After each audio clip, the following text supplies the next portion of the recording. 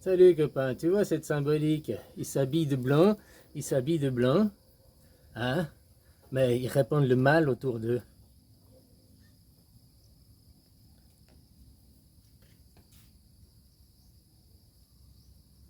Et là, ils sont noirs, mais ils répandent le bien, ils répandent la lumière. Tout ça, c'est des interprétations, mais tu vois, tous ceux qui souvent, au nom du bien, c'est au nom du bien qu'on te prive de liberté, c'est au nom du bien, tous ceux-là qui se disent lumière, ils se disent bien. Comme l'Église, hein. Le pape il est habillé en blanc et bien, et soi-disant pour ton bien, on te condamne, pour ton bien, on fixe des règles, pour ton bien, pour le bien, nous sommes la lumière, nous sommes le bien, mais pour le bien, au nom du bien, on sème l'ombre. Tu comprends? Ordonner les choses, obliger, tu dois être comme ça et tout. Ça, c'est de l'ombre, c'est de l'autoritarisme, c'est pas laisser les gens dans la liberté. Quelqu'un qui prend conscience de son ombre, de son mal en lui, peut commencer à répandre une vraie lumière.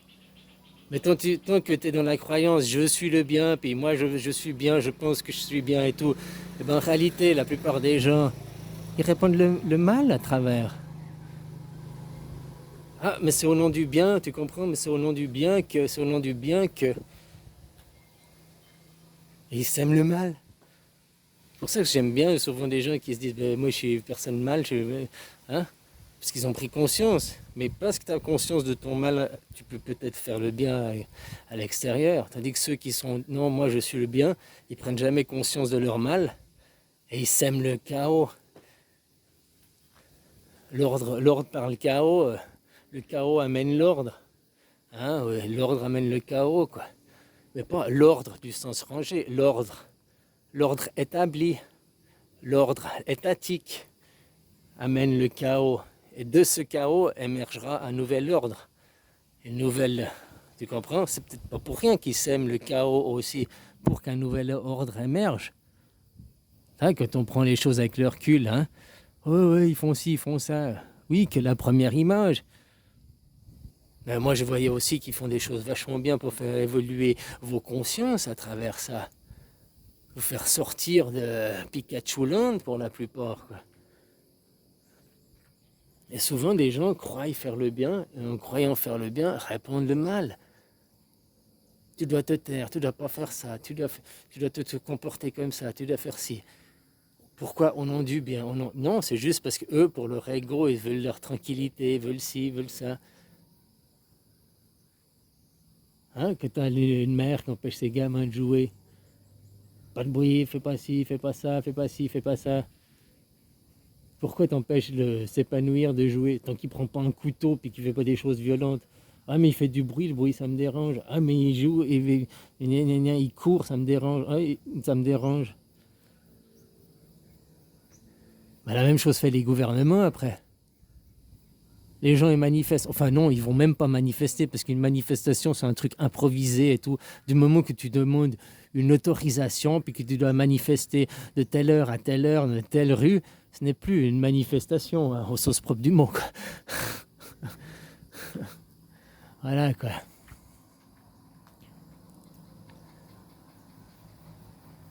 Alors oui, peut-être qu'ils sèment le chaos pour un nouvel ordre émerge.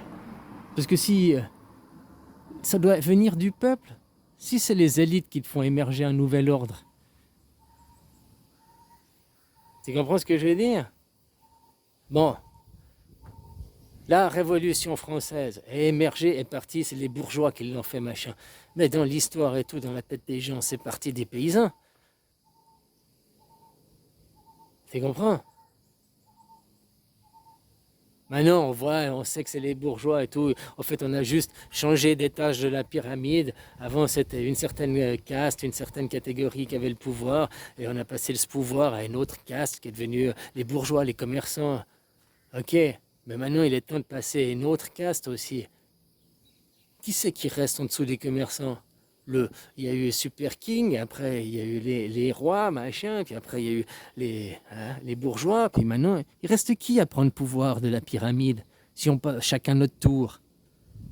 eh ben, il reste aux ouvriers, à ceux du bas, de maintenant à prendre vraiment le pouvoir, l'avoir pour de vrai. Mais ils vont pas nous le donner, faut qu'on le réclame. Réclamer une démocratie, c'est comme que j'entends les gens, là, ouais, on va se baser sur les droits de l'homme, liberté, égalité, fraternité. C'est de la merde. Prends la constitution suisse, là, tu regardes mes vidéos, il y a quelques-unes en arrière, hein, tu regardes juste les fondamentaux, quoi. Ben, ils sont nettement mieux que vos droits de l'homme. Hein.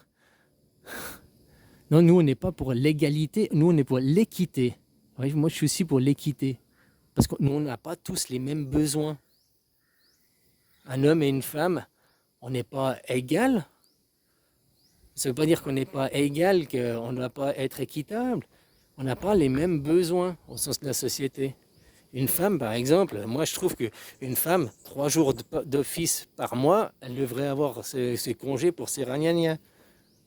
Parce que quand tu as tes règles, tu as mal au ventre, hein, non, mais tu dois aller bosser. Non, tu vois, l'équité, ce serait qu'une femme, un homme, non. Alors ce serait lui accorder, mais vous êtes dans l'égalité. Non, on ne peut pas faire ça, parce qu'après on doit accorder aux hommes. Si on fait ça aux hommes, on doit faire ça aux femmes. Non, non, on n'a pas tous les mêmes besoins. Et on n'a pas tous les mêmes besoins aussi au même moment de sa vie. Quand tu es jeune, que tu es bien portant, après que tu as 40 ou 50 ou 70 ou 80, tu n'as pas les mêmes besoins au moment de ta vie. Donc l'équité, oui, être équitable. Mais ça, il faut tomber le système. Les riches, c'est eux qui avaient le pouvoir, c'est eux qui ont pris le pouvoir, c'était leur tour, mais c'est fini, voilà. Et ils vont pas nous le donner. Il n'y a qu'à juste dire non. Oui, non, mais non, on n'écoute pas, on n'est pas d'accord. Non, c'est nous les travailleurs, c'est nous qui avons le vrai pouvoir. Si on arrête de bosser, si on arrête d'aller ramasser vos poubelles, si on arrête de tout faire, il n'y a plus rien pour tout le monde. Hein. C'est pas grave, hein, tu comprends ce que je veux dire. Donc nous sommes l'essentiel, nous sommes la base. Maintenant, c'est nous qui décidons. La retraite, c'est 60 ans, c'est pas 67 machin et tout. C'est 40 ans de cotisation, tu leur dis. Alors toi, tu as fini l'école à 27 ans parce que tu étais avocat. Eh ben, tu vas faire 40 ans de cotisation depuis tes 27 ans.